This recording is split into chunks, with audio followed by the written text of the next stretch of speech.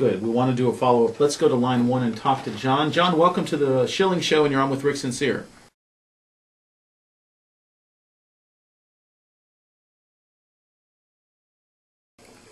Well, let me say first that I don't think it will slow things down. We also have the additional advantage of this year. We're going to be using electronic poll books. There will be probably 2 or 3 of the electronic poll books in each precinct, which will speed up the voter registration process when you check in.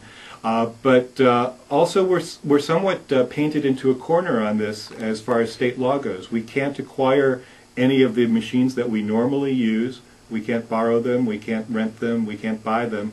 And so the only choice we had in order to make more machines available to the voters so that we can avoid very long lines on Election Day is to add this new equipment, which will be very simple to use, and we're going to be making multiple opportunities available for voters to check out the machines before Election Day. If they want to come into the Office of Voter Registration and Elections and take a look, we will have that available for display eventually. And we're also relying on the news media and shows like Rob's here to get the word out so that people are prepared on Election Day, then they know that they will have that choice available to them. John, it's an excellent question. We're running out of time, so we're going to have to say goodbye to you, and thank you for calling. We always appreciate your calls.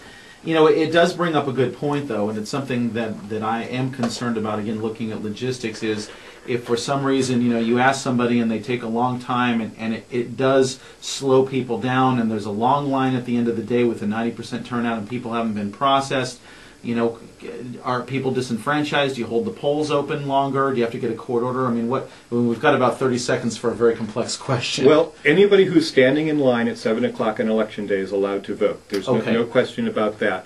We are very confident in our election officers. We've got almost 200 people who have extensive experience in working elections. We're going to have a number of new people too, but we are very focused on training the people who work at the polls on Election Day so that any question that comes up can be answered, any problem that emerges will be addressed, and we know that on Election Day people will have a good experience. Rick Sincere, thanks so much for joining us. I'd like to do this once again as we get closer to Election Day to kind of follow up on the information. Thanks for joining us. I'll be happy to come back. Thanks for having me today. All right, that's going to wind up the Schilling Show for today. We will see you tomorrow for the Saturday special, the Best of the Schilling Show. Until then, we'll see you soon.